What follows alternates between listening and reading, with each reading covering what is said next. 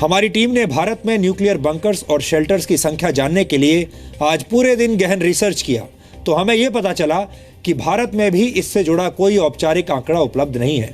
लेकिन इस रिसर्च के दौरान हमें इतना जरूर पता चला कि अगर भारत पर कभी कोई परमाणु हमला हुआ तो वीआईपी नेताओं को बचाने के लिए सेना के बंकर्स का इस्तेमाल किया जा सकता है, जबकि आम जनता सिर्फ अंडरग्राउंड मेट्रो स्टेशंस में शरण ले सकती है। अब आप ये भी सोचेंगे कि अंडरग्राउंड मेट्रो स्टेशंस हमारे देश में आखिर कितने शहरों में हैं?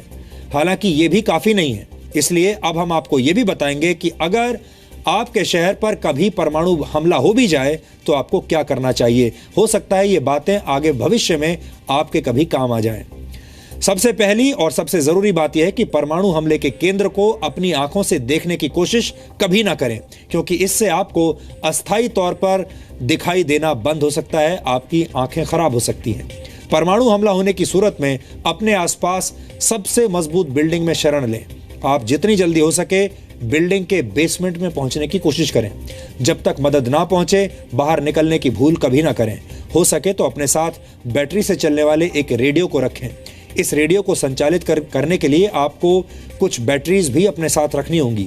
ऐसा करना इसलिए जरूरी है क्योंकि आपको मदद देने से जुड़ी हुई पहली खबर रेडियो के जरिए ही आप तक पहुंच सकती है। बाकी व्यवस्थाएं तब तक नष्ट हो चुकी होंगी।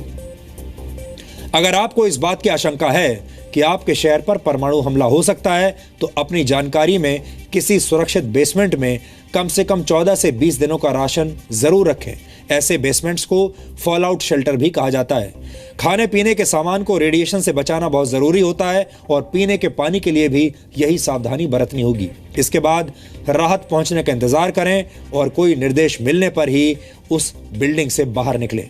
हालांकि ये सभी बातें आपको हाइपोथेटिकल लग रही होंगी, यानी काल्पनिक लग रही होंगी, लेकिन ये बहुत हद तक संभव है कि आप अपने इसी जीवन काल में एक परमाणु हमला देख लेंगे, क्योंकि जिस तरह से दुनिया के हालात बदल रहे हैं उनमें परमाणु हमला होना सिर्फ कोरी कल्पना नहीं लगता, एक दिन ऐसा हो भी सकता है।